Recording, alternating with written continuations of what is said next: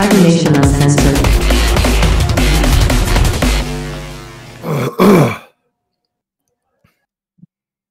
All right. Hey everyone. Cast, say hello to the audience. Everyone, Hello. please say hello.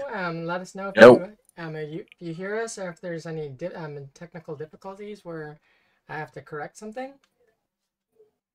If there is, please let us know, and I'll fix it as quickly as possible. Let's see. Let's see. We have everybody on screen. That's good. Okay. Yes. Do you need to do that real quick? I forgot about that. What's up? Well, anyways, I'm gonna carry on until they tell us otherwise. Hey everyone, this is our second Highriders team. This is the second stage, and their name is Team 404. Error 404. Everyone, introduce yourselves, and please let the audience know where they can find you. Hold off on your characters until after everyone's introduced each other, and then we'll start to we'll kind of lay the ground rules, or from there. So starting with how about Volpez? Hi, I'm Vulpus Fox. You can find me on Discord. What is that other one? Twitch. And X, or whatever they're calling it now, under Vulpus Fox. Been playing Cyberpunk since 2013, not the year, but the actual game. Let's see. I'm looking forward to having a lot of fun with this crew. I think we might be getting into a spot of trouble down the road, so just bear with us as we go. Oh man. And I promise I will not space anybody until at least the 4th session. Maybe. All needed that. Is that before after they try to pry you away from the engines? We'll see. We'll figure that out later. All right. So next up, how about V? Hi everybody, I'm V. You can find me on the internet at V is for Vampire. I'm the art director and co-founder of Queen's Court Games, which is where you can find me most of the time. At Queen's Court RPG on Twitter, at Queen's Court Games everywhere else. It is the worst thing ever. Character limits on Twitter. This is my second time playing Cyberpunk ever, and the first time was like a one-shot also on this channel last year, so I'm super excited to have more time to play this character, and I agree, we're gonna get into some shenaniganery. I'm excited about it. Well, good to have you. Next up, we'll go with Repower Play. Hello, I'm Ari Powerplay. I can be found on YouTube /RE Powerplay. I'm more of I originally started as a bit of a horror YouTuber, and then I got into tabletop RPGs about 12 years ago and never looked back. Technically my second campaign doing Cyberpunk, but I've been playing TTRPGs for well over a decade now. Okay. Let's get fucking crazy. Huh? Let's get fucking crazy. No, there's someone said there was a little bit of echoing, so it might have been a little bit of feedback from my mic to them and my speakers, since I'm not wearing a headset right now. So next up, how about Nolan? Hey guys, nice to meet you all. I've been a watcher of Cyberpunk Nation Uncensored for a little while now. I followed along Team Nevermore, and I really liked the way they played. I got into TTRPGs probably only just a couple years ago from today, 2024. I started out as a GM, and now I get to finally play as a player for the first time in a long time. So that's going to be really exciting for me. In the Discord, you can find me at Noland. I do have an additional little bit where I might be in some of the play-by posts. You can find me on Instagram under Noland underscore north. It's not in the little title screen because I didn't get it in time. So that might give you a little collection of the type of character that I might be playing. Slacker. Awesome. It's good not to be the forever GM, huh? Yes, it'll be fun. I'll add my next up soul. is Liquid. Hi everyone, I'm Liquid N7. You can find me here every other Friday playing with Arrow 404. Also, I'm a professional GM on Start Playing, so if you want to play some games, I can GM for you. I've been playing Cyberpunk ever since Cyberpunk 2077 came out, and that's what actually turned me into a ttrpg player. I love the setting, I love the universe, and I'm ready to tear it up. One of us. Shot. That's actually awesome. That I actually got back into Cyberpunk after watching a YouTube video with Mike Pondsmith on running a BTT during COVID or shortly after COVID. So I used to play back in the day, got away from it, and jumped back in. So I am GM Raven. I'm the chronicler for the Highriders. This is a new team. I felt it was time to kick off the second stage of Highriders. So there's been a change, and the two teams are going to be alternating, so from week to week. So the next week will be back to the working title for them, the OGs or the retooled team. They will be back next Friday, and then following their show next Friday, Error 404 will be back on the following Friday, and we'll just keep swapping back and forth. There will be overlap. There may be a one shot where it includes some of the teams put together, or maybe pitted against one another. Who knows? Well, we shall see. So you can find me all over the internet at A Familiar Raven.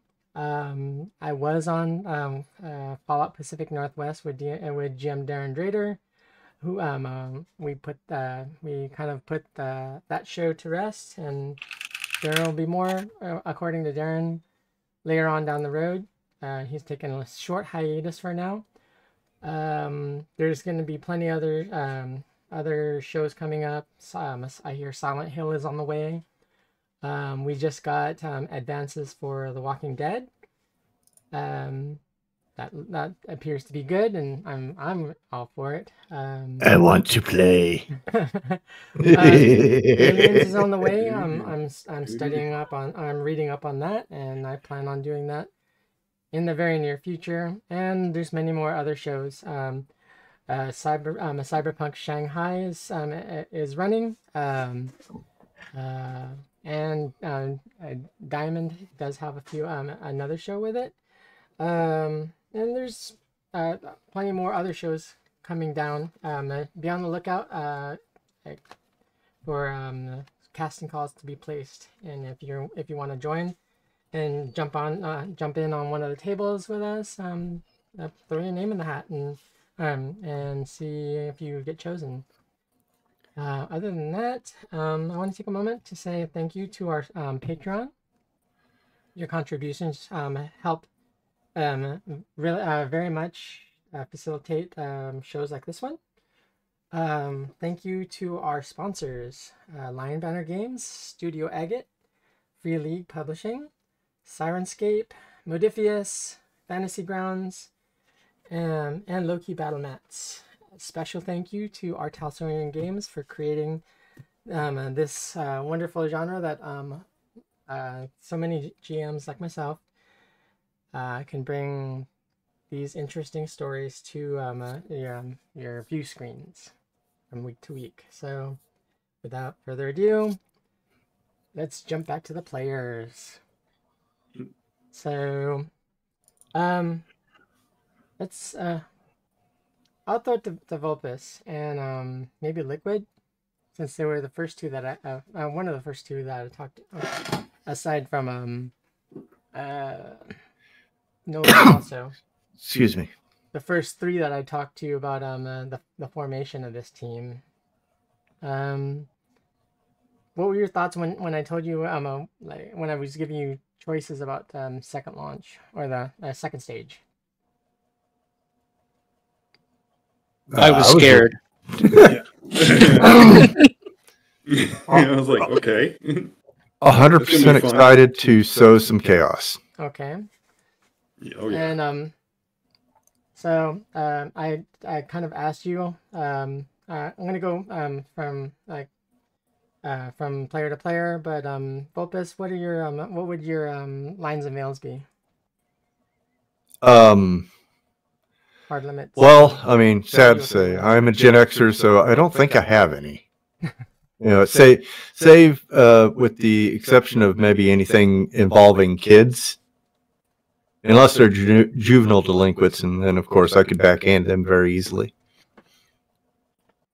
You're deplorable. Do what? You're deplorable. I am. How dare you? Well, I'm not going to hide who I am. I mean, we don't condone the harming of children. Wait a minute. I'm not a med tech.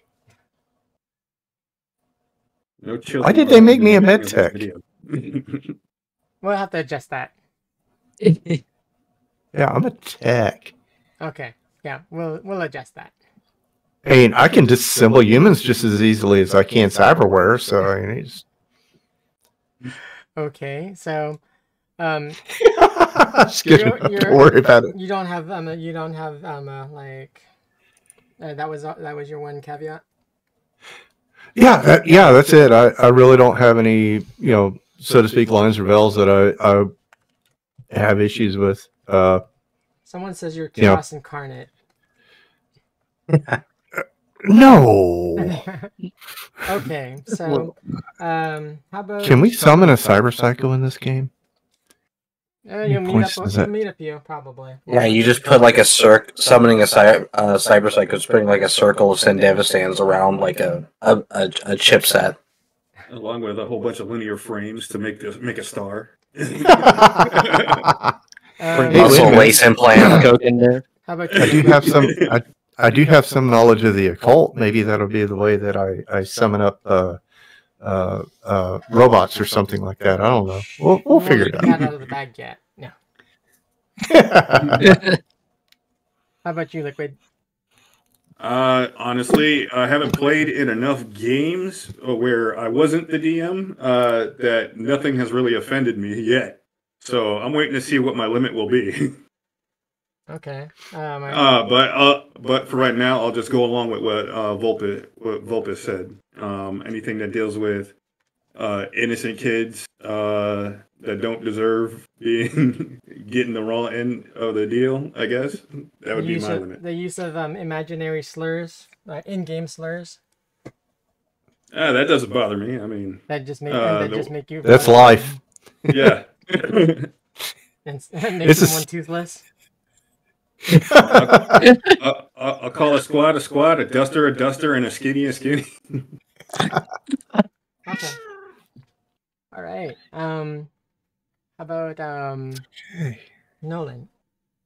Lines and veils for myself are probably, I haven't been in enough games, and I honestly haven't been around on this planet to really get a good sense of what really bothers me.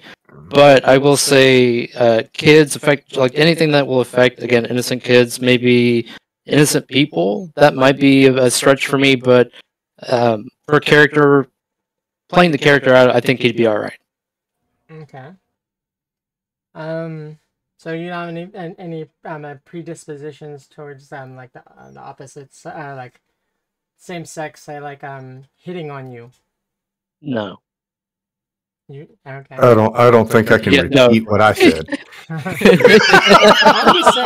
just saying possibilities. I told you I gave you guys a choice of the way the game will kind of play out as far as fantastical stuff that you'll be able to do, but also gritty and kind of up and in your face kind of actions and just the way things are. Gritty is in the real world happenings of what the outlandish stuff that happens in IRL. We take inspiration, or I take inspiration from bits and pieces of IRL. IRL like truly never enters this game whole, in just bits and pieces of that end up as inspirational pieces. So as players, you need to be kind of cognizant of that. Stuff like that will happen. Well, the world is rough, and so is this fantasy. So The world is rough, and we're their buffer. Okay. That being said, how about you, Repower Play? Kind of in agreement with most everybody here as far as lines go. Nothing with children. I discovered something new recently. What's that? From running a game. I got a thing about curb stomping and teeth. I can't like if a tooth goes missing because you shot a bullet through it, that's fine, but We'll fade the black on physically, no, yeah, I'm we'll fade good. the black on stuff like that. As far as veils go, the sex scenes, normal, fade to black. kind of standard stuff there. Yeah. It doesn't need to get graphic. It will be pointed out that being an adult game in an adult fantasy world, that does happen. The leader of the Neon Church is an awakened joy toy. So when she woke, she was panicked and scared, and she murdered the John. I don't mind the presence of it. It's just the actual act itself. Okay. So, B. Harm to kids, overt harm to animals, like don't torture a rabbit just for funsies, would be great. So hands off. No torturing me. Exactly. Then I guess like real world isms, like in-game slurs, totally fine. But like want to stay away from real world isms because that, and then general like essay, like unless it's like a talked about, like essay is kind of one of those things that I would like to just kind of keep out of things for reasons. Oh my god! For the most part, when I get when intimate kind of things do get talked about, it's innuendo.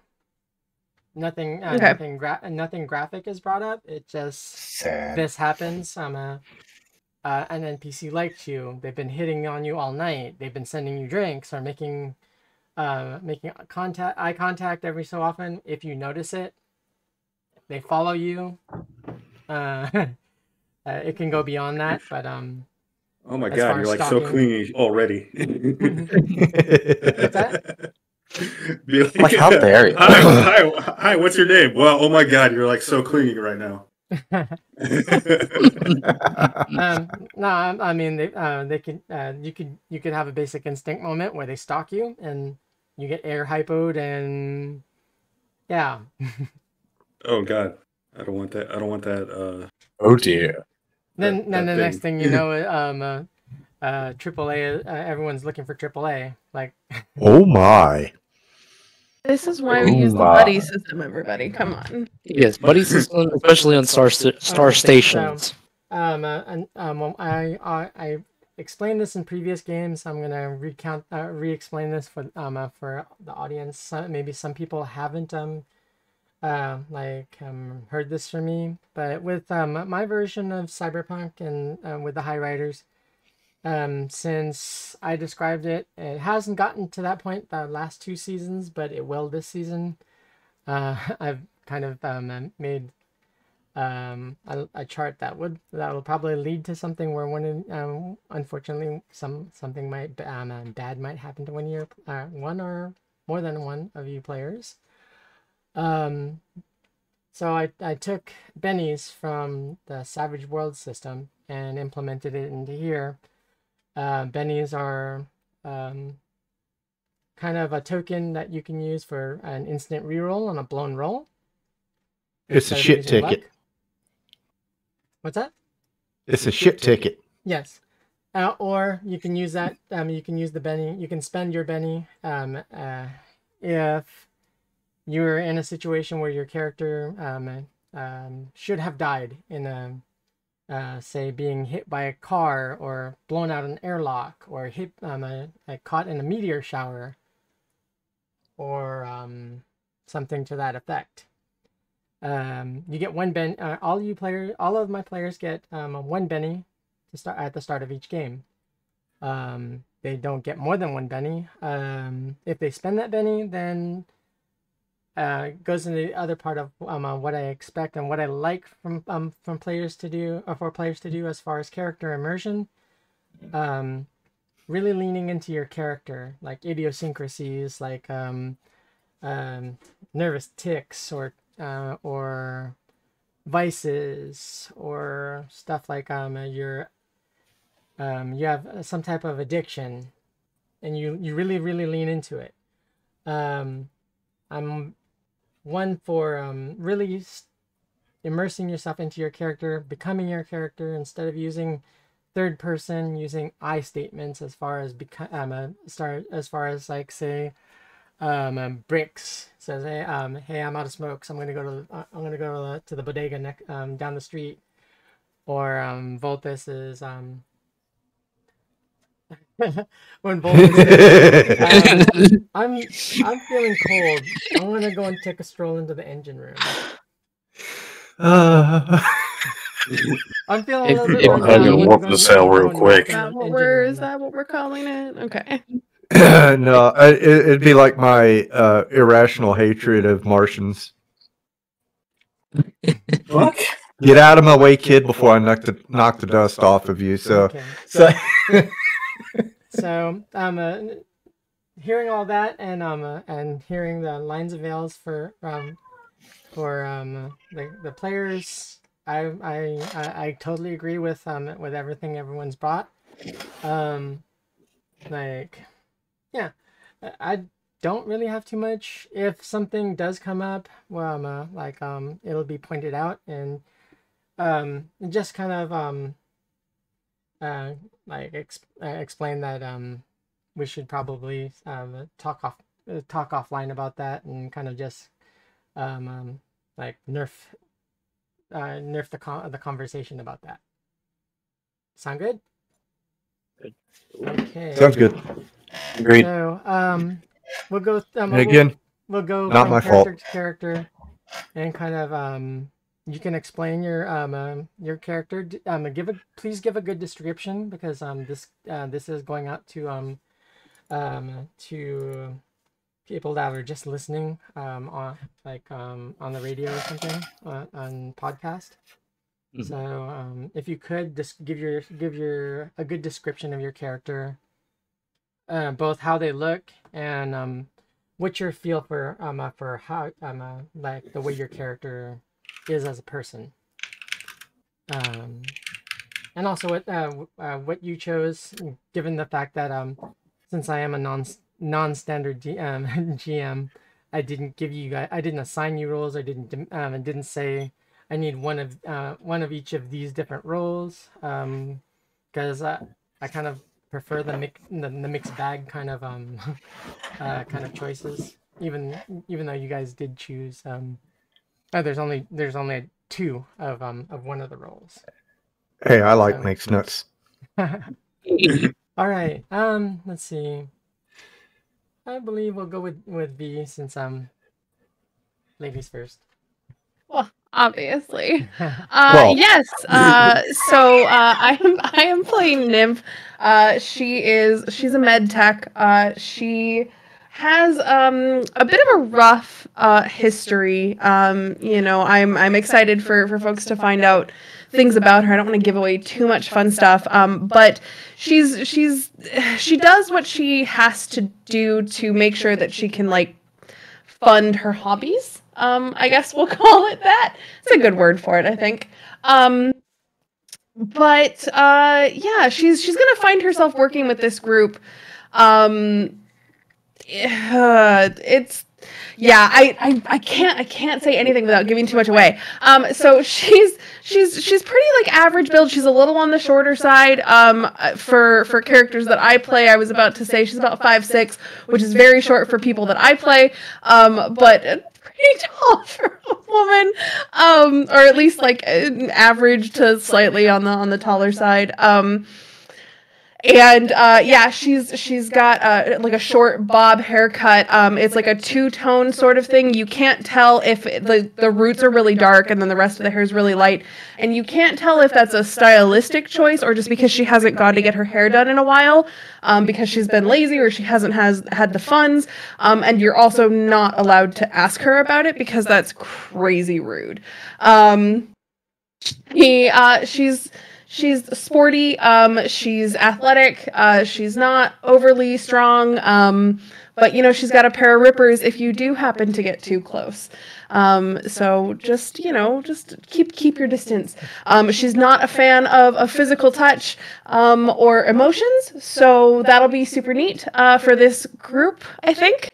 What am I missing? What question am I missing? Word of caution now, like with your rippers. Bear in mind, if you're wearing an EV suit, it's not wise to pop them in your EV suit. No, that's totally valid. Yes, totally valid. Unless you want to decompose and become a popsicle. Or you could pay your tech. Oh, okay, okay. We'll have to talk about that later. Yeah. All right. I like that. Yeah, a very good description. I'm excited to bring nymph along, or bring her along. Let's see. Next up, how about Bricks? I'll be playing the character Bricks. Bricks is a very interesting character because he, unlike most normal cyberpunk starties, as an edge runner for himself, he actually lived a good life beforehand. He didn't have any issues. He would walk down in Night City looking at some gutters, never really thinking that he'd end up in a gutter. And as time progresses, he kind of gets older, and then big family issue. They kind of disappear. Some family members ends up trying to murder Bricks. So Bricks decides to take the first ship he can out of Earth. And that's how I kind of wind up with these guys. But to kind of give a little bit more information there, I essentially am going to be playing kind of an arrogant college kid, essentially, or so kind of just. Yeah, just enough to have gotten like through trauma team training, and mainly watched a lot of BDs, especially since we're just in about 2077, a little after 2077. There's a BD called Bonnet Wrecker. That's kind of his primary BD that he goes and watches. He just kind of gets to hack some limbs and be on the front lines of the Fourth Corporate War. To give a description of the character, I've got short curly hair which kind of matches my hair if you're able to see the stream. And I'm wearing a brown jacket, which is the combat jacket, the Dirk combat jacket, which kind of it just looks nice, you know, why not? Additionally to that, I'm always in leisure wear, so basically a t-shirt, some joggers, and maybe some penny loafers. And that's about it for Bricks. T-shirt and penny loafers and khaki slacks. Pretty much. Oh my fucking nerd! Like, I'm a med tech, but my god. I'm gonna throw your books on the ground, nerd. Okay. So how would you know Nymph? I would know Nymph probably through trauma team contracts, being our team starting off as kind of a black bag. ops, or what was it? One more time. I think was it Black Bag Ops. The Black Ops team from like a previous military like style company, like maybe. Well, did you guys decide whether it was like Arasaka or was it like Militech or? I think we're going with like a Militech contractor or something of that nature. Maybe actually probably a government contractor at this point in time. Okay. Yeah. So. And then the company you're actually working for is Athens Medical. They're subsidiary and kind of a joint venture between Biotechnica and Trauma Team. Excellent. So. Make sure I wrote that down. Mm-hmm. All right. Same. So what are what is Brix's kind of thoughts about working with Nymph?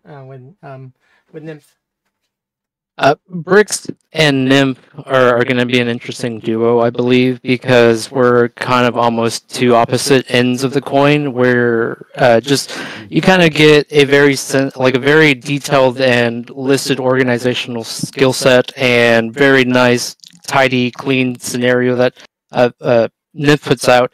I'm kind of the opposite. I kind of use my cryopod to cool my drinks, and like when you open up your friend's car and he's like, "Get in."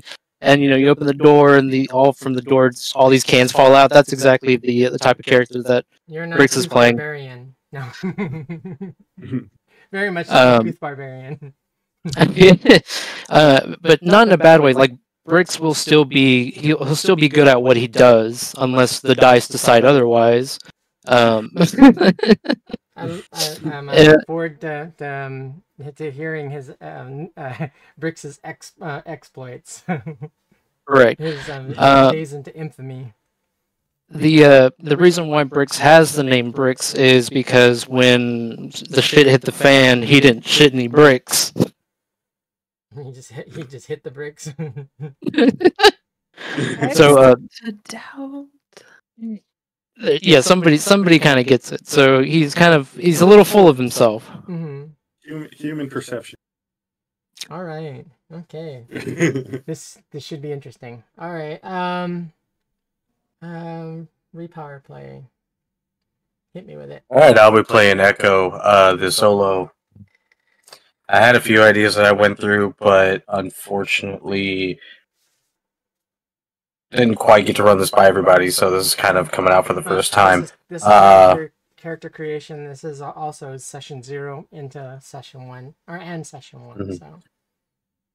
So the idea was that Echo was sort of kind of like our previous here, was kind of living a normal life until something happened that sort of required a lot of money very quickly.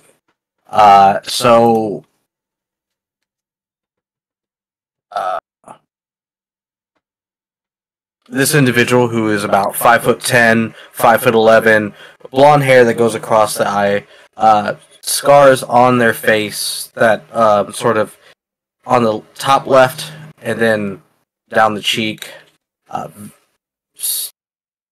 shockingly blue eyes, almost too blue, like it's fake, but they're not. They're not artificial. Sporting full nomad leathers, like leather jacket, like the whole 9 yards.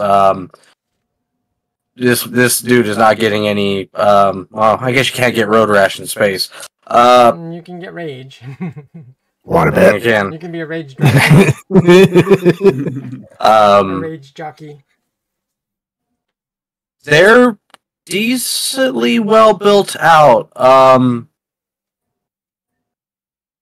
Definitely someone who's not uncomfortable with close encounters. This individual had fallen onto hard times and found mercenary work to be sort of their thing, turning a hobby of Aikido into actual work for them. Ended up somehow along the way getting picked up by Biotechnica. Mm-hmm. for some of their work. If you ask him what happened to his face, he's going to tell you he fought a bear, and that may or may not be true. Can you give me My initial thought on that was maybe it was one of Biotechnica's toys that kind of went awry. Can you do me a small favor though? Sure. When like you're talking in third person. Apologies. I might have fought a bear. And it's so after a little, it's hard at first, but it'll become easier. I'm used to from the DM's perspective. This is new again. Right. But after a little while, things started getting a little complicated with Biotechnica, and started asking for stranger jobs, and then they asked me to go to space to aid with this joint effort between Biotechnica and Trauma Team. Seems that my skills were needed elsewhere. Was he like, were you, like, shoot, I'll go. I ain't got nothing better to do. It seemed really interesting at the time, and I'm probably gonna regret my choices whenever my flesh is boiling out in the open. But sure. Okay. I said 4th session. I swear to God, I'm gonna hold on to your ears as I'm flying out that airlock. Okay. Well, next we'll jump over to AAA. Hi. I play Aaron Adama, aka AAA. I was in a U.S. Air Force program to go on one of the explorer ships that were going out, but due to some politics, I punched out a superior officer or asshole, and he had connections, which kind of got me kicked out. After that, I was picked up to do some Black Ops work, and after that was done, I was sent out into space, and I ended up working with some buddies from the Black Ops work at Athens Medical, where I met Brick and Snafu, and then eventually Nymph and I'm sorry, I forgot what Echo. Yeah. So he's about 6 foot tall, like average, unassuming in most spaces. He depending on what planet you're on. I mean, if it was Earth, he's unassuming. If he's on Mars, he's a little shorter than others. If he's on an asteroid, then he's really shorter than others. He has tan skin. He has curly, dark brown hair on top of his head. He has shaved on the sides with some wings, like either Valkyrie or like angel wings on each side of his head. Ooh. He wears gang color style clothing. The striking being a gray trench coat with like some faux sheep fur lining, and basically he has a belt with most of his stuff on him at all times, and he's super scared of getting drugged out of nowhere. So like he's kind of like a paranoid about that, so he likes his 6 feet of distance no matter like where he's at or whatever situations he's in. okay. Or I'm in. My bad. I'm in. I was just gonna say, I have to do. I kind of have to ask it of everyone. Okay. Well, we'll see where we go with this. I like that. Yeah. Well, yeah. I have something planned. Shit. Oh no, the wheels are turning. Oh no. What Turns I of was gonna tables. say was when you talked about Snafu. What were your thoughts when first meeting Snafu? It's like, oh, great, another bot. I hope he doesn't malfunction and get me killed. Well, I don't appear to be a bot. Oh, you look like a large children's toy, don't you? No, I do not. For all intents and purposes, I could pass myself, barring a medical exam. I would be passed off as a God dang it, word just escaped me. Large Martian. Biosculpted. Yeah. Oh, okay. Yeah, I could pass myself off easily as a biosculpted human, which is very, very good in my case. I'd say, well, then working with Snafu, I'd be like, man, this guy is really eccentric. Yes. He's always a taco. Another slur He's always out here or out among the stars is like I told you that like you can people can go to some of the medical malls or the hospitals and get gene editing, and they can get upgraded and be turned into very realistic versions of like what Snafu is. Even some of the awakened AIs, they're so close to they can get so close to the real thing that it's really hard to tell. So, and one of the slurs is that people toss around, that regular people toss around, is og. So like lousy, dirty ogs trying to get creep in and take our jobs, or like replace us. He took our jobs. Yes, and a lot of the chants and protests are like, "You will not replace us. You will not," stuff like that. A question: does the Blade Runner series exist in your head for this universe? I draw inspiration from it. Yes. Oh no, sorry. Did the movies About the come level out? of Oh. Yeah. So those would be like classic movies like Singing in the Rain for us. Gotcha. Or Gone with the Wind. Oh goodness. We might have to ask Vulpes to look up and to the left a little while, or for a little bit. With an umbrella. Yep. Look up and to the left as a Bushmaster levels off at your eye. Vulpes might end up using like a lightning rod in that event. Yeah. But So Vulpes would probably try to be doing that to get off. And I'm sure by this point most people understand not to just walk into the chow hall when I'm in there cooking. Okay. I'll pull some Gordon Ramsay shit on them. Vulpes, the floor is yours. Do what? The floor is yours. We're snacking. Oh, nice. What kind of floor is it? Granite. Terrible. Nice. So I am playing Snafu, and I am Snafu. I am what appears to be a biosculpted human of probably around 7 foot, maybe a little bit taller. I don't fit in most spacecraft.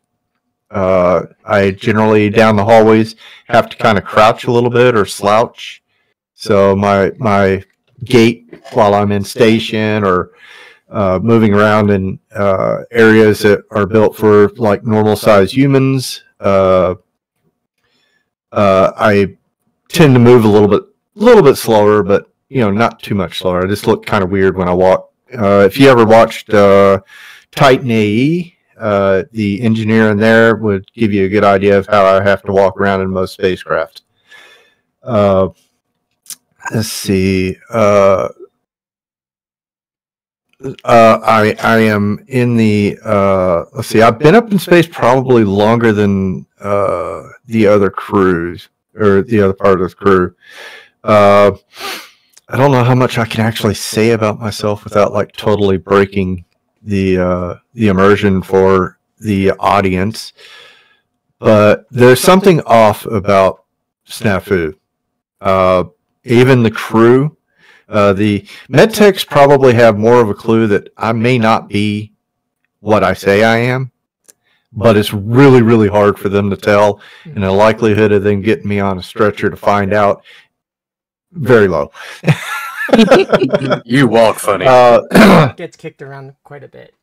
Yeah, for the most part, I wear basic engineering overalls, just utilitarian style clothing that if it gets fucked up, messed up, dripped on, no big deal. Throw it out, put a new one on. I'm very utilitarian as far as all of my tools. Everything has its place and it will be in its place, or I will break somebody's fucking neck. So be careful when you borrow tools. Do what? It's a chef term, mise en place. Yes, mise en place. Essentially, I am the flight engineer for the crew. I take care of all the little fiddly bits that they break. I generally am a very open individual. I don't generally get upset with people unless they really just decide to hop on that one button and not stop. Misplace your tools. I like misplacing my tools.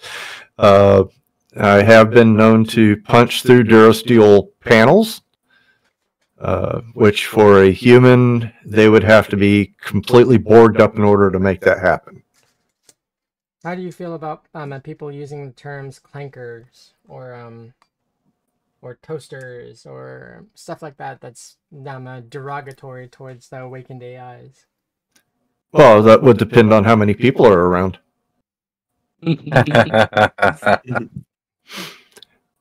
If there's no witnesses, no crime happened. If no one's looking, do you kind of how do you feel about it? Without kind of tipping your hand. It would probably annoy me like any other slur. But then on the other hand, I don't like Martians. So, really can't, it'd be like, the pot, the kettle calling the pot black, it would probably annoy me on a personal level, but it's probably something I wouldn't express, that people would be able to see or register. Okay. If somebody were to say that around me. Like on Martian Vox, they play like on their broadcasts from every now and then they play like the opposition groups that are against giving rights to the awakened AIs, acts of violence like dismembering the mechanical units that claim to be awakened, whether they've become sentient. Yeah, these people would annoy me. Would if something were to happen where something like right in front of you, would you try to stop it, or would you just kind of not really my business? It would totally depend on the situation. If it's something totally egregious and against the law, yeah, I'd probably act. But on the most part, I've got to save myself in most of these situations. Okay. How about the rest of the crew? What are your thoughts on awakened AIs? Are they worth the bill? They say that they're sentient, that they're aware that they are more than just tools. Johnny Five's alive. Very much so. I would 95 a simple. I would have like an indifference. I'd be like, yeah, they should have their own rights and everything like that, and it's not fair. But then again, I don't know any. Would you put your own neck on the line? Well, if I know one and they were my friend, probably. But otherwise, if it was just a random, probably not, because it's a rough solar system out there, and everybody gets fucked somehow. So you wouldn't do it without some type of compensation or something to gain. Oh yeah, if I was being paid to do it, or if like I had a friend who happened to be one, then yeah. All right. Otherwise, I'm minding my own business. like Blinders on. Like what I was explaining to Office, or to Yeah. to Snafu, right? Pretty Say again? much. Like what I was explaining to Snafu, like if something happened in front of you and it had nothing to do with you, you'd probably just like, oh, yeah, not my business. Yep. Honestly, yep. Just keep it moving. Okay. Now about the rest of the Keep calm, carry on. For me, I don't really care so much for anybody else other than my friend Snafu. Nobody's allowed to hurt him but us. He's like a younger sibling, right? Yes. Same no rule. one else is allowed to trade him for parts except for you guys. Exactly. Oh, and I forgot to say, under the engineer seat, or in engineering, there is a educational toy meant for kids. It is a pink bunny. It's one of those, reactive educational toys that you see now, a little bit more advanced, of course, in Cyberpunk. Mm-hmm. But it just sits there on the workbench. What did it do? Nah, it just doesn't work. It's broken. Was it like a miniature, like articulate, like robotic toy? Yeah. Okay. Joey. No. Pretty much. As for myself, I don't know exactly how much exposure I would have had to Awakened AI and Biotechnica. Probably fairly neutral. Kind of one of those things where... Sorry? It was it's happened a few times on Terra. Not so much. More or less. More on the other side on the Martian side of the gate for some reason. In that case, probably had very little experience. I probably heard about them. Yeah, not. So. And if they're sentient, great. If not, treat them like anybody else. Or if they are, whether they are or not, treat them like anybody else. You treat me like shit, and we're gonna have a problem. Okay. Kill all humans. So, I'll come back to that Okay. after I get with after I hear from V. Oh, this is a hard question. Because here's the thing. I'm Giggity. super skeptical.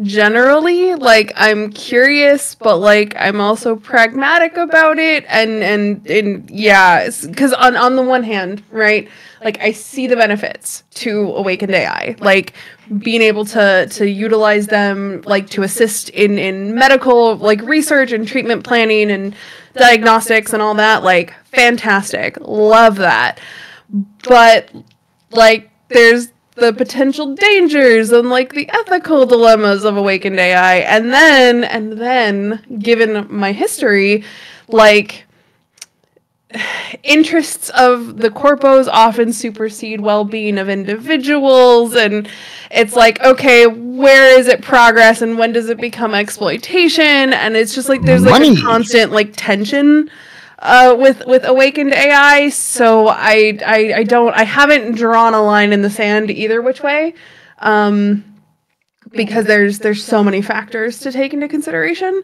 All right. I can see both sides though, Okay. which is annoying. Like I said, I draw inspiration from IRL, and it's this with the Awakened AIs, it's pulling from a few different source material. I'm not expecting you guys to be patron saints or anything. By no means. I myself, if given a choice between a superhero or a supervillain, I always choose the villains, because the bad guys, in my opinion, they're not hindered by any of the like the trappings of being a super. They can do whatever they want. They don't have to play by anyone's rules. They can do anything crazy, and that's what I like about them.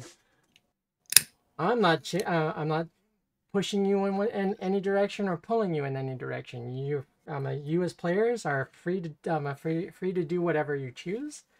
Bear in mind that whatever you do, either way, has repercussions one way or the other, or has its cause and effects and stuff. So, going back to going back over to Echo. Actually, for all of you, as describing a situation, like if you would step in or if you would not step in. Say a handful of the anti-awaken AI movement, or a group of them were dragging a couple of runaway AIs through the streets of say Hades Prime, and they were like really beating on a few of these awakened AIs that they were dragging them, saying like nets or something, and they hung signs around them, around their neck, saying that why would we extend the courtesy or the rights to runaway property. This is not they are not like us. They are very much pieces of machinery, lifeless pieces of metal, plastic, and rubber put together. How can people be allies of this? Now, they're runaway property. Anyone that is treated, gives aid or sympathy to them, they're messed up in the head, and they should be shot along with them. How does it pay money to save? Huh? Sorry, go ahead. I was like, does this pay money to save them? Then no.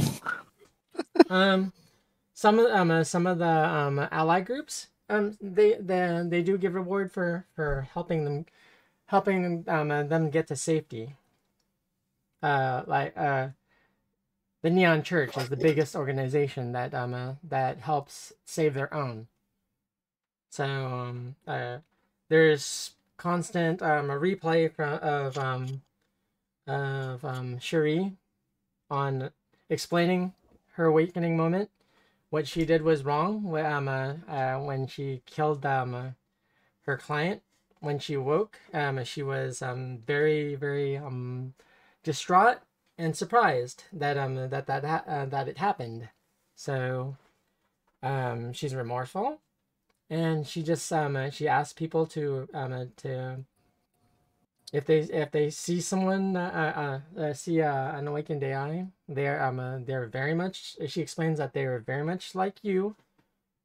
They're like they don't breathe, but they're very much alive, and they would prefer not to die. And in this reward.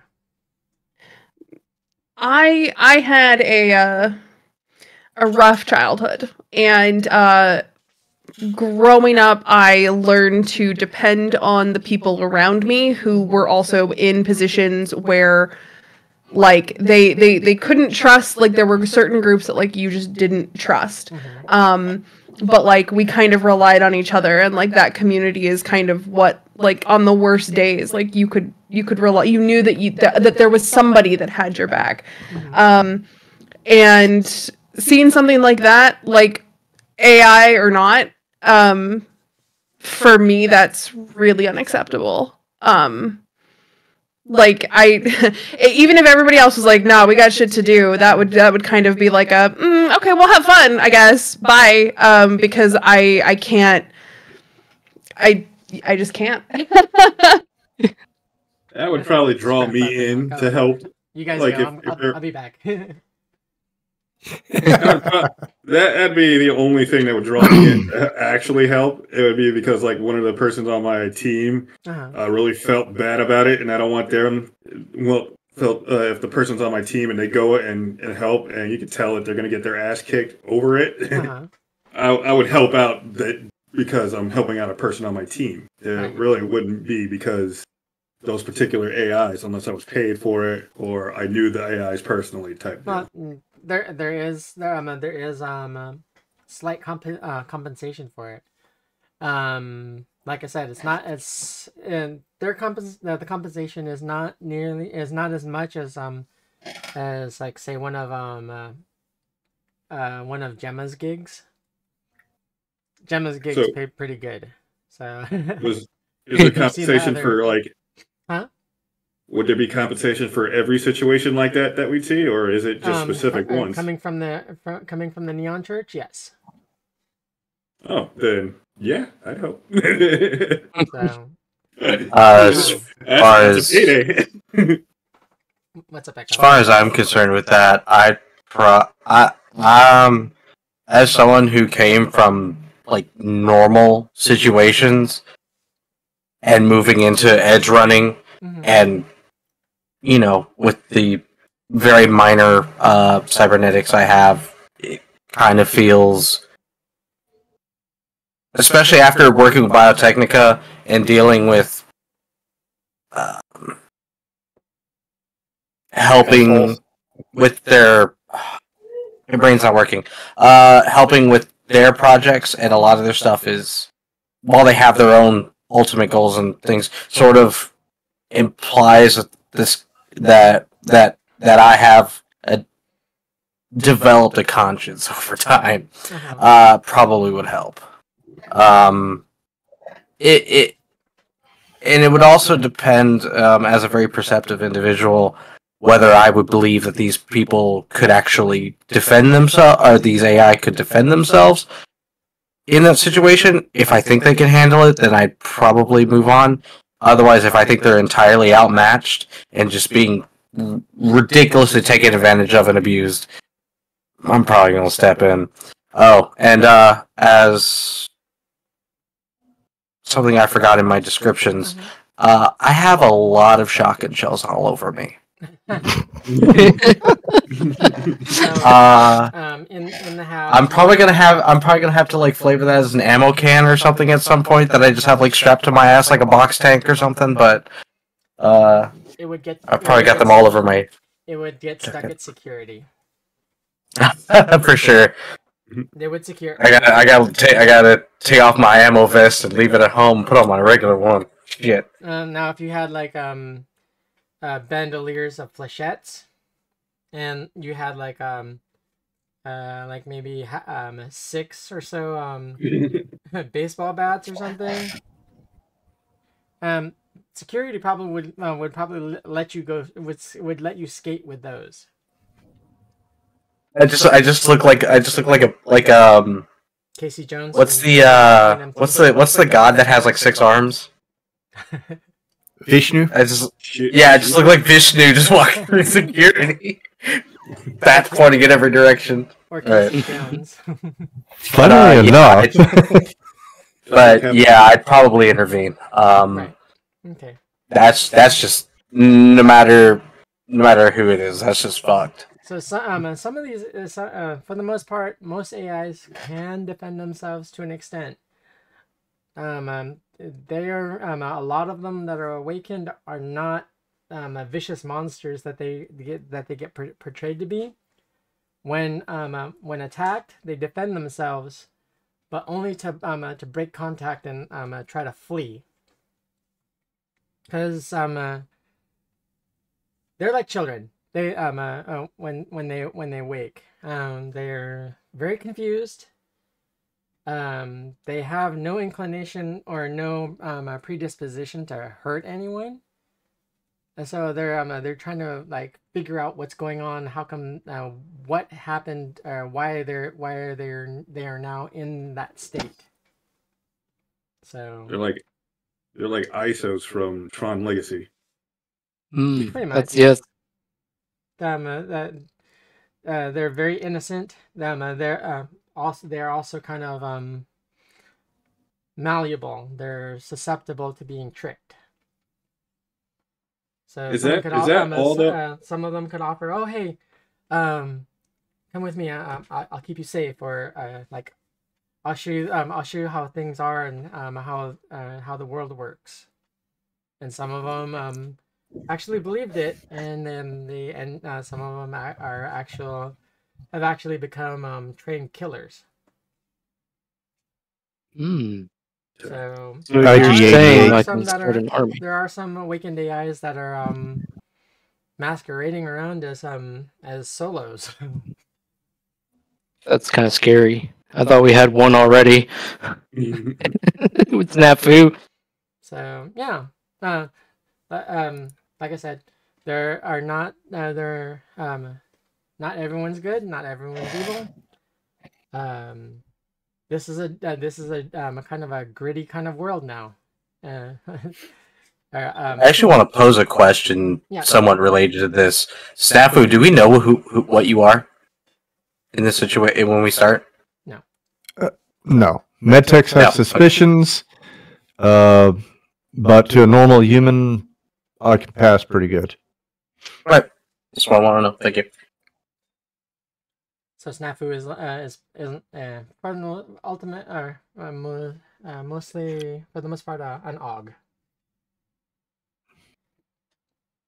One of the jockeys that got their genes spliced so that they can survive better in outer space.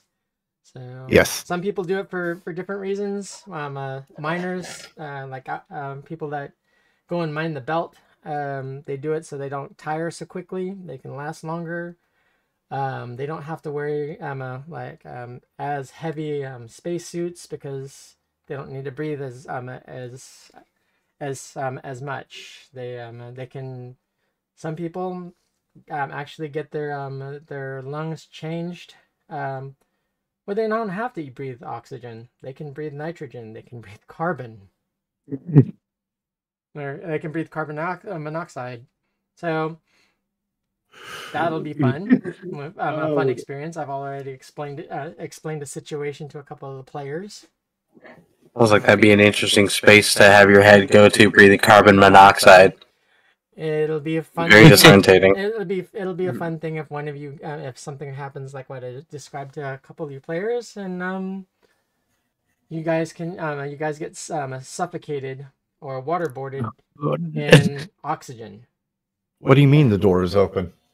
I didn't notice. So, it'll be a fun experience. That's terrible. Your life will flash in front of your eyes. Just like a BD. Ready. All right. Okay. So literally, in my case. Yeah, you did give a good description for yourself, right, Snafu? I suppose so. I don't know. I look like a gigantic kangaroo. Well, kangaroo. That Bricks probably wants to try and box. Not kidding. I mean, I could. It's the college kid in me. I don't know. If Bricks walked into the engine room while I was having a bad day and saw me punch through the deer steel wall, he would probably think twice about that. I can take him. As someone who's dealt with Biotechnica's toys, I'd probably think twice too. Let me frame a situation for you. Now that formalities are out of the way and we've given a good description of your characters for the audience that listen to the podcast.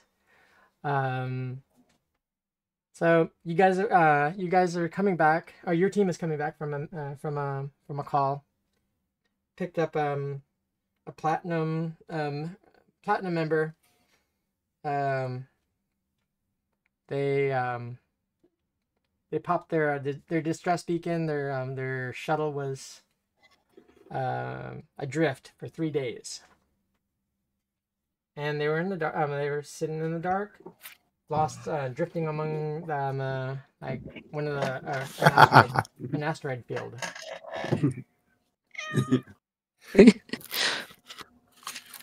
So they were drifting along an asteroid field, not us, right? No, not Yeah. you.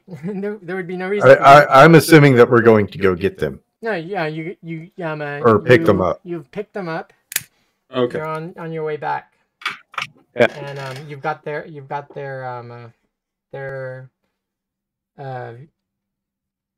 shuttle in tow. Oh, if they're on the stretcher, Yep. if they look straight up on the ceiling, Mm-hmm. it says tips appreciated but not required. They glance over, like the platinum member is this this portly corpo exec that it looks terrified every time he looks over at you. Looks over at looks over at Nymph and asks can you please sit? Can you please move me over towards you? Am I around? Yeah. I kind of look at Nymph and I look at the corpo person. I'm like, trust me, buddy, you're better there.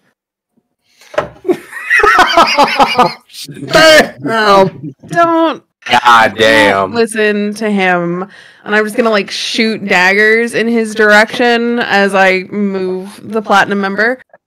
You kind of push your back to him, like towards the corpo guy, and go like this towards Bricks. Oh, 100%. Just like no, not even like this, because of course, like at this point, like they all know that I have like an air hypo and certain hobbies. So I just kind of like flash the air hypo and then just like get back to work. Yeah. like when like I know where you sleep, you bitch. gestures to him, and then you're like, Hmm? sleep It's well like tonight. someone with a taser. Oh, God. he's like, bring it. Yeah, I'm just making. I'm just looking at shit. I'm just making a face like the taunting face. Okay, I love the banter. Okay, your AV is short final, and Archangel calls in. Archangel is your is the carrier. What was your tail number? 50 50? 50-50. All right. Archangel. I just processed that. It took me all this time. No. Archangel 50-50. All right, this is 50-50. What's your status? How's We're the client? 5x5. We got the client. He's stabilized. We're ready to come home. All right. You're clear. Hangar Bay 3. Expedite. We have another mission for you. Be prepared to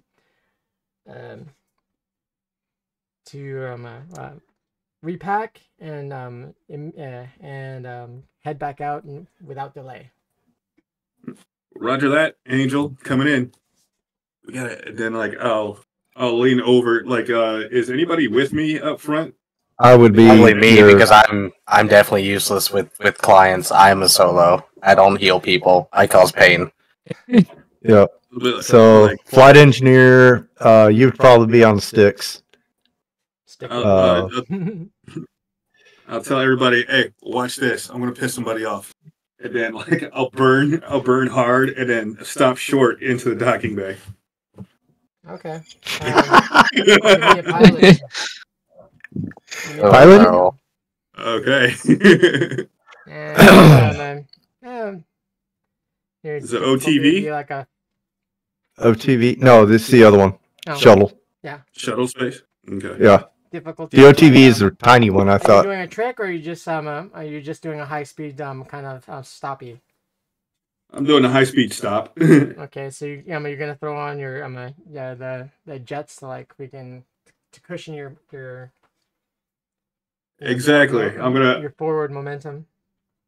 I'm coming in hot toward Angel, and then right down? before I get, and then I'm gonna cut the engine, do a J turn type deal, and hit the thrusters just to land. For what it's worth, my points are in threat detection right now. Actually, I'm just throwing that out there right the fuck now. Beat a 16. Your difficulty is 16. 16? Yep. Do you want me to roll again? Because I rolled a 15. 15? That was before the DC. Oh, wait a minute. We got a +2. Well, if you use a +2 after the fact, it's double. You have to use 2. Do we have 2 or 1? Let me see. Well, like you said, I rolled before the DC, so I don't know what it really is. Yeah, But go ahead and re-roll it. okay. 1, 2, Big money, big money, big money. 3. Booyah! Much better. It looks like, yep. Cold Spider gave us 3 of them, it looks like. Okay. Sweet. All right. 3 + 2s. Thank you, Cold Spider. Just noticed that. Came in with style. If it was the He 15, did. you would have it wouldn't have been so stylish. You kind of would have lost cool points. Ooh. In the platinum client, can he see this through where he's at? Oh, you felt it. Like- Do you what now? He felt it. Oh, he felt it. Okay.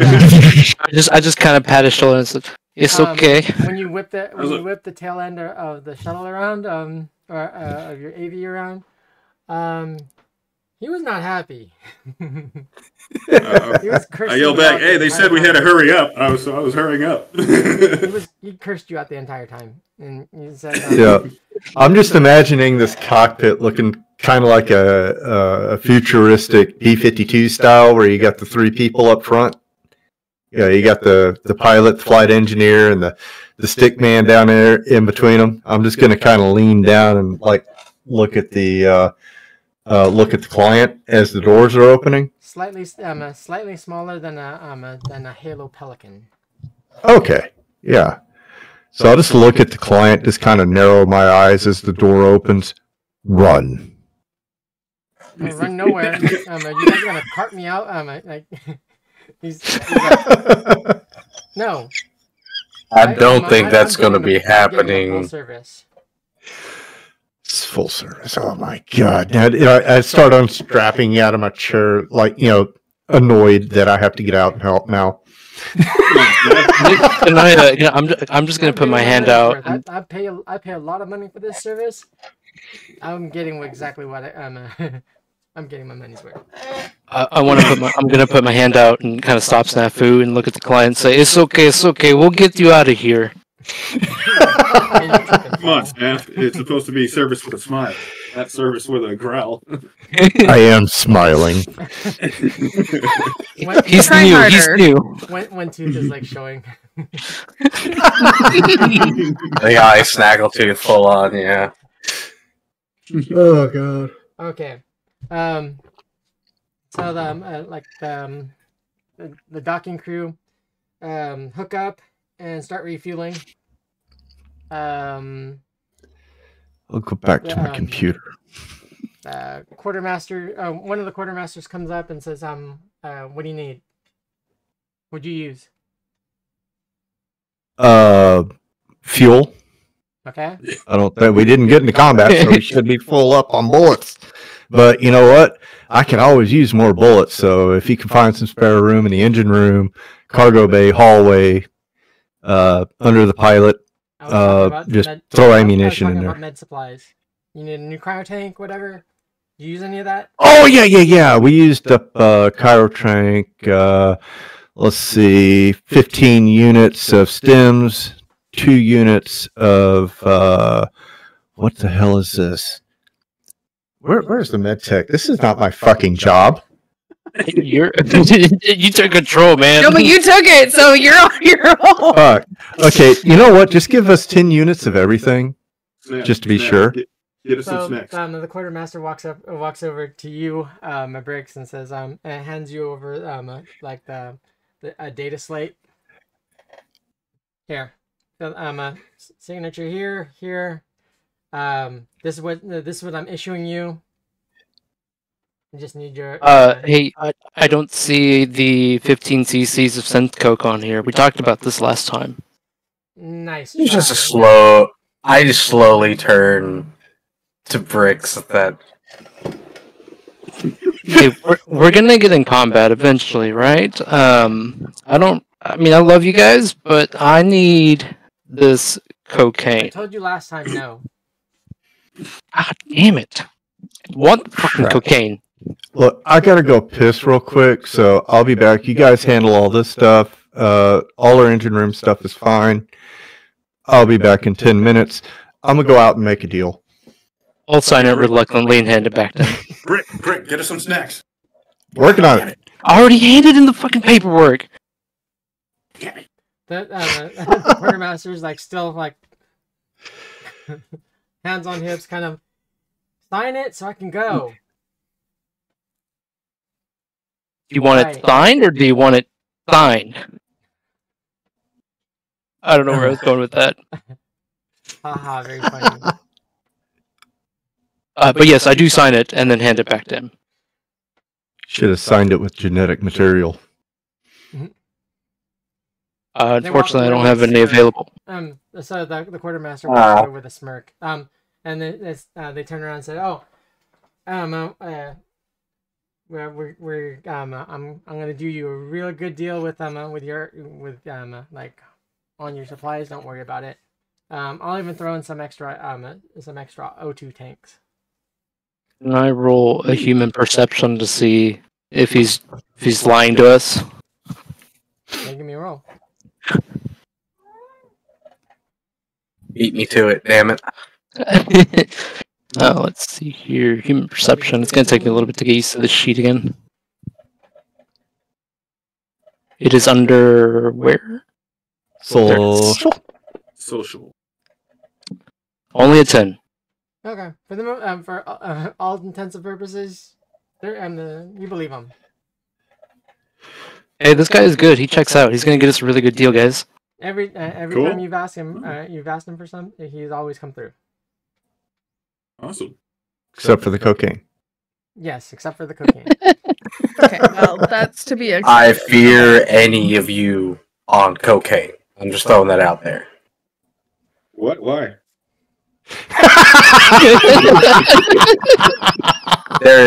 I do not respond, and I'm going to go find out what our next mission is. I just walk away. Don't know what you're talking about, man. You're gonna punch through that fucking steel and into space is what's gonna fucking happen. Okay, give me 1 second.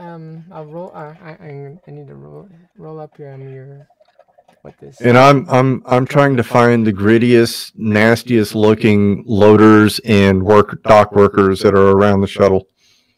Okay. Oh no.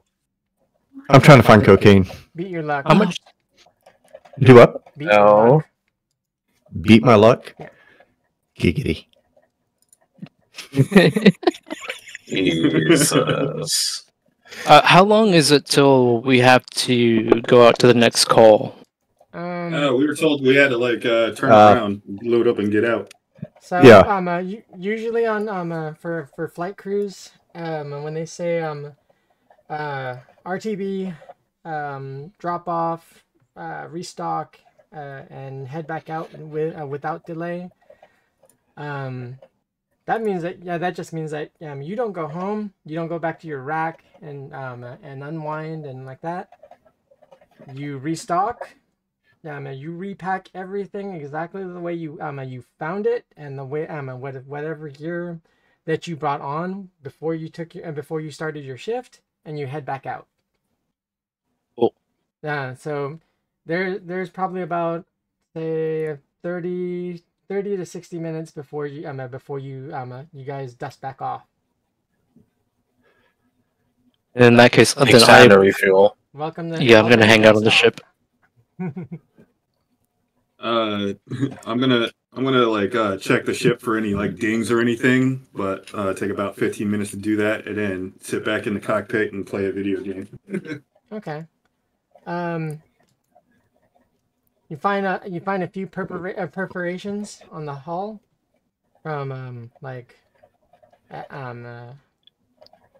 particle strikes, like minor asteroid or like that.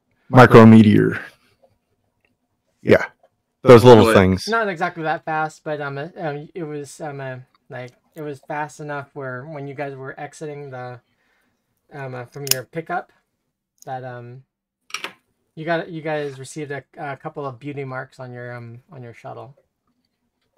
I like When I write say it down. AV, so I I mean AV shuttle, not AV as in AV, a Terran-based vehicle. I want to note them and then write them down for Snap to take a look at later. Okay, they're about the size of bowling ball strikes in the hull. A bit more than a beauty mark. Yeah. Well, I mean, Did it hit the nose art? I mean, the frame can take a lot of the outer frame of this AV shuttle can take a pretty good strike. As long as it didn't mess with the nose art. Then I won't tell you. I'll let you find out. Fuck! Rip.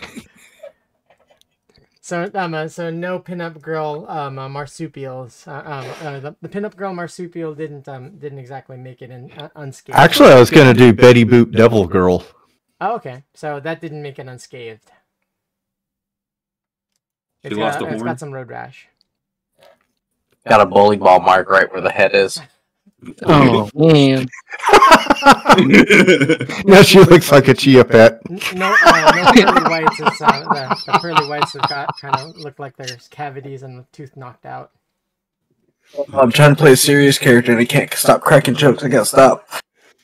Alright.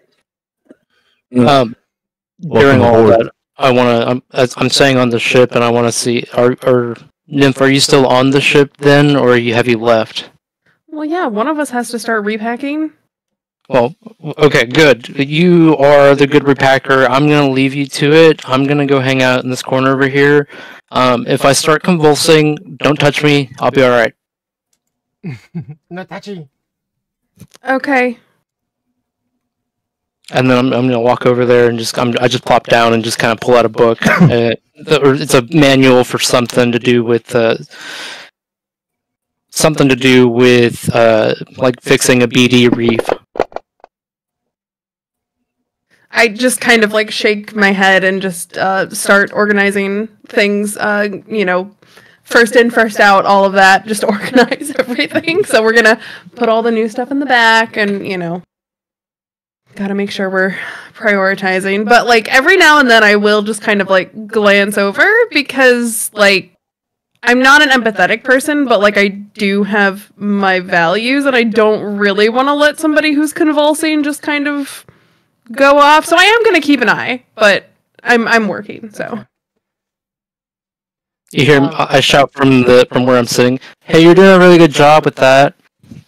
Oh, Jesus Christ. Oh no, you're one of those. Across all your agents is the mission brief. Oh, I thought I had to forget it. Oops. Huh? No, that's why I walked away. I thought like I had to go like get it in person. Never mind. Well, you were walking over to like flight ops to get the physical copy of your data brief or your mission brief. If that's how you the type of person you are, you like the tangible kind of verification. I feel like I would be. It's not really so much in the digital age. Like people tend to between contractors and like that. You tend to get your information flicked to you to your agents. So it just gives you a brief. It's your next call is a distress call. Expect enemy contact. So solo and anyone that able-bodied that can fight. Be prepared for hand-to-hand. Okay. Great. And your client unknown. Unknown client. Oh, I don't like that at all.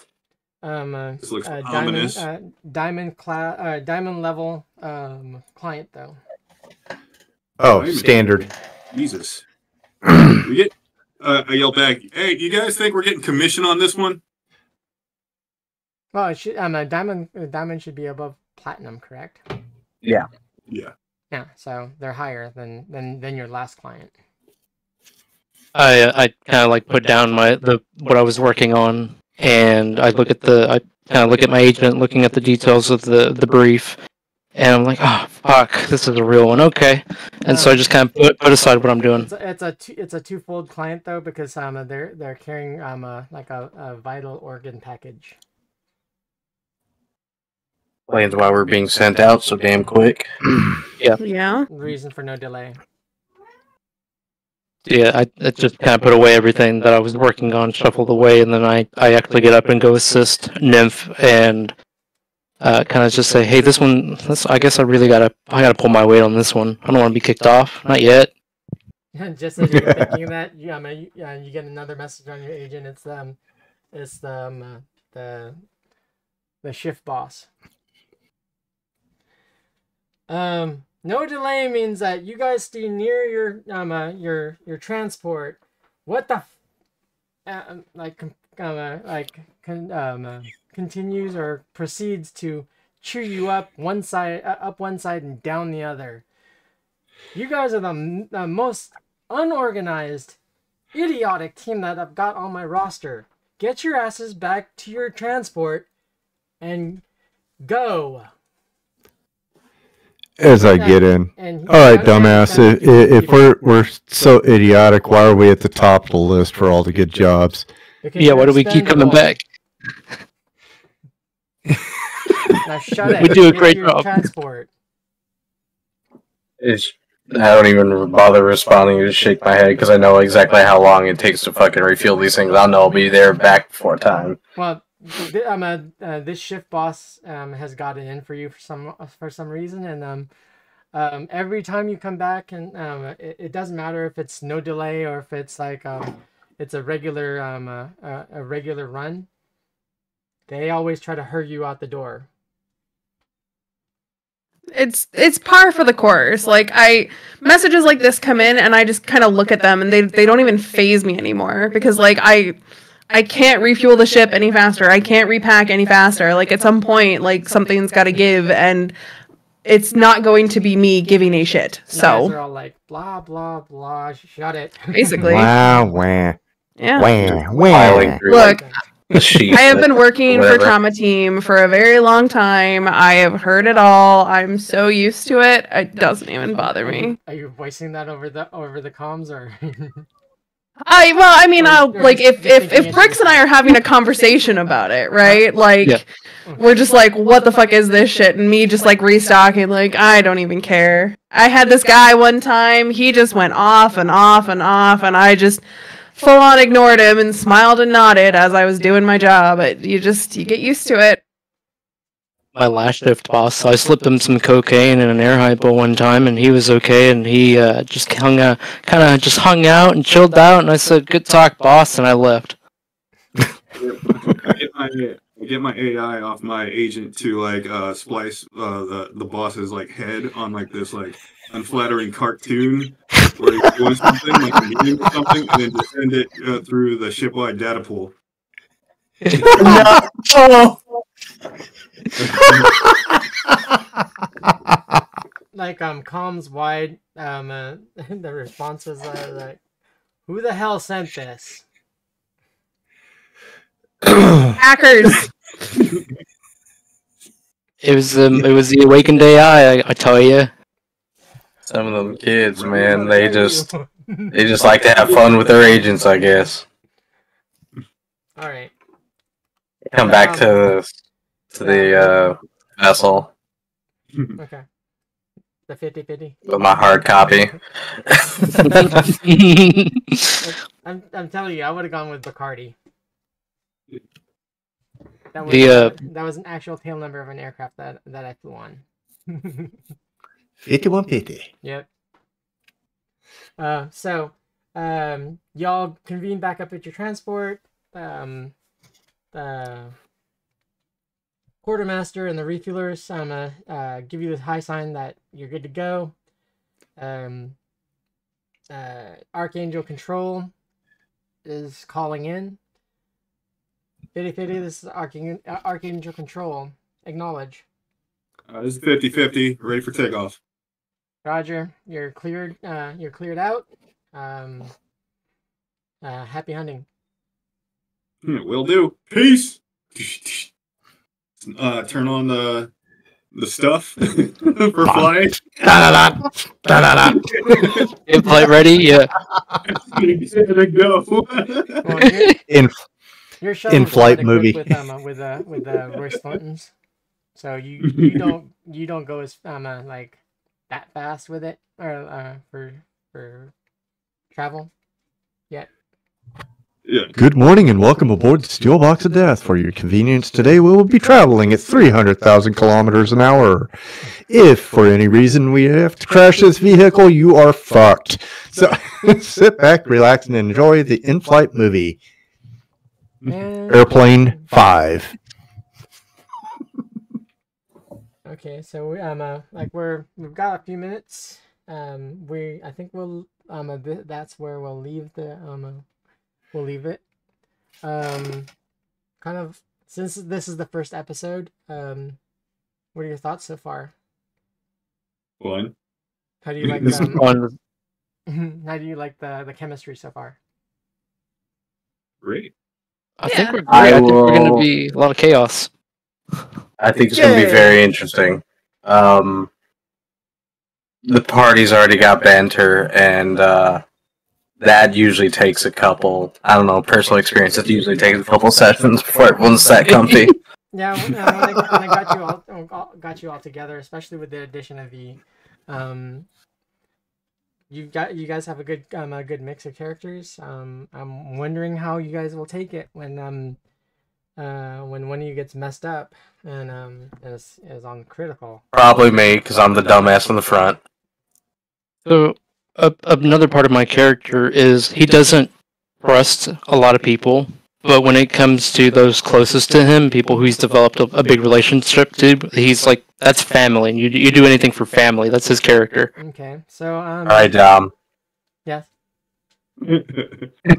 So I live my life with flight crews, coming from personal experience, you guys you do form a bond. You guys as much as like you tend to kind of get on each other's nerves and hate each other at one point or another. It really hits hard when something bad happens. I'm not ready. My body's not ready. Game over, man!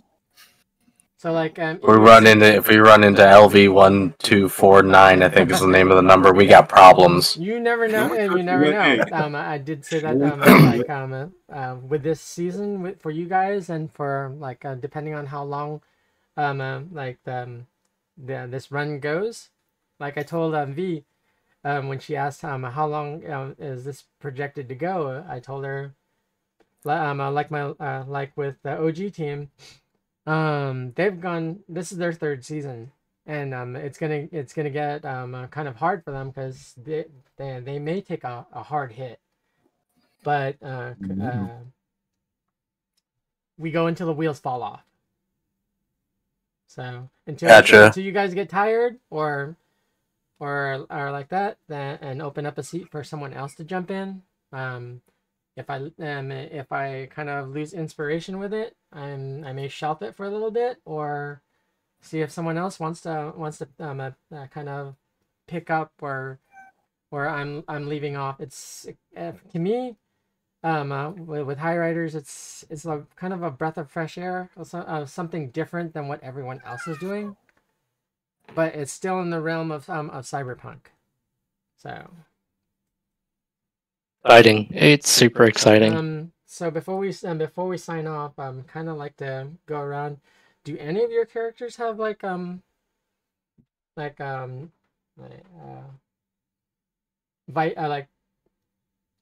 vices or anything like that? Like I have a quirk when I'm stressed, but I have a quirk when I'm stressed, and that the scar on my left cheek is kind of habitually scratched. How did that happen? No like addictions. I fought a bear. Or You are Cutting out a going bit. quiet. Yeah. Like muted. Yeah, your mic is gone mute. We cannot hear you. Cannot hear. Like one growing in a lab There we go. where like you thought, oh, how cute, and there was a cub and Hey, My your face. guess is this was for a trip for Biotechnica, maybe one of the... Because from what I understand, and please correct me if I'm wrong, my lore is not 100%. Biotechnica has made like some creatures that aren't exactly just what they used to be. Like they got weird fucking augments. a little bit more. So yeah. Nah, they wouldn't do anything like that. They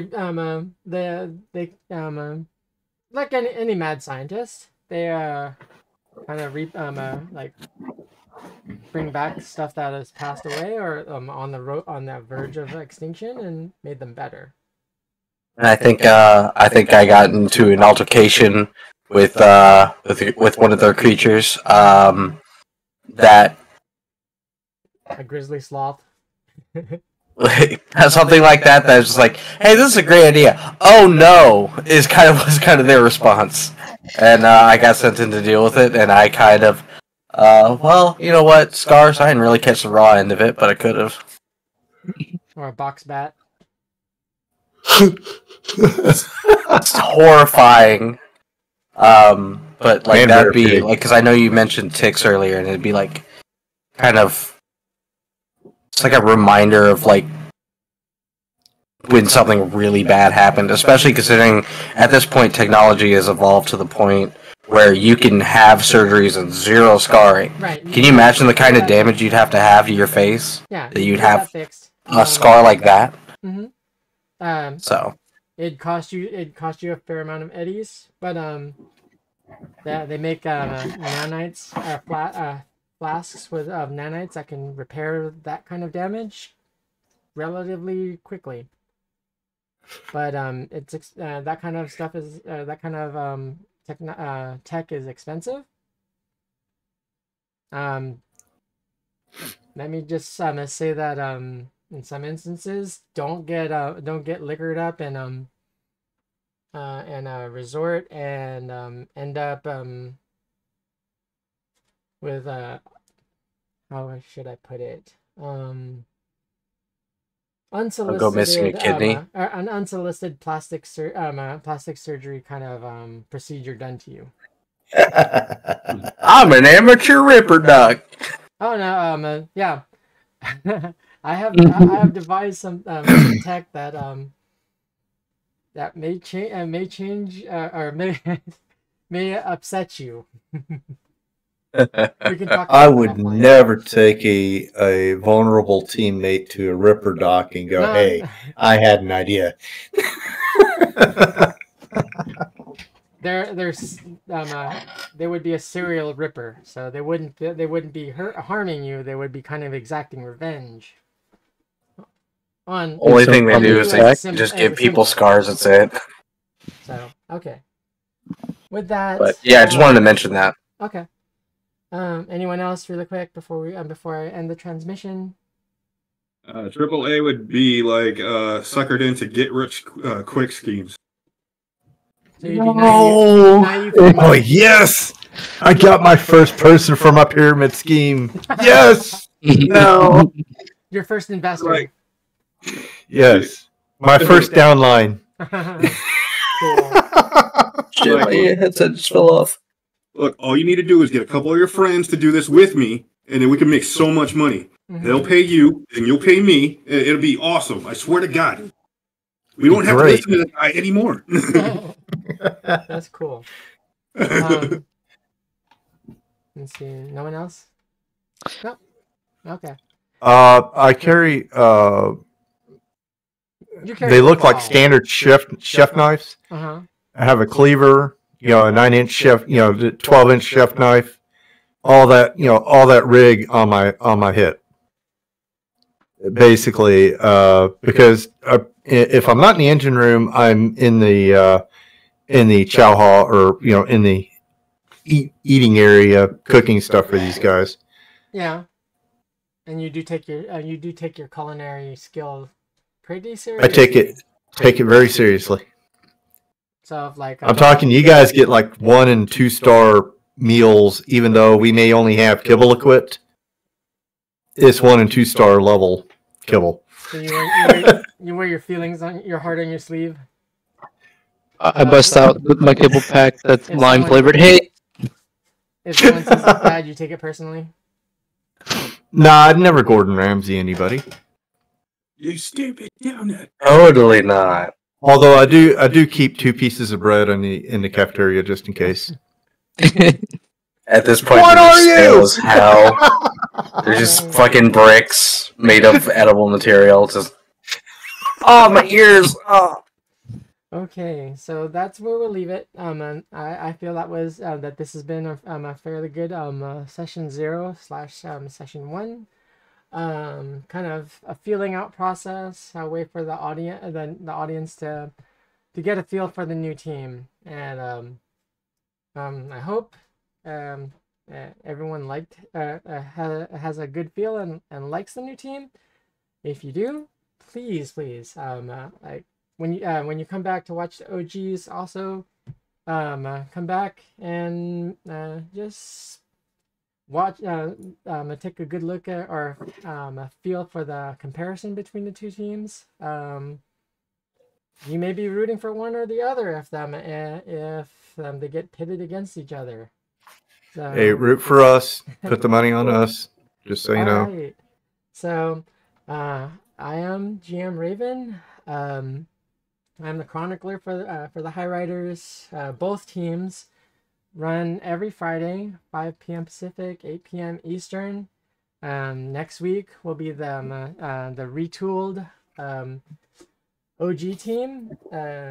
Please come back and join us and help support them as well. And this is my crew, or my new second stage Error 404 crew. So I better not say that. what's that? Invasive thoughts, I feel like. I was right, one night. This will be the end of the transmission. It's been a pleasure, and we'll see you next time. See you in the stars. Phalanges. Hey. Cybernation Uncensored.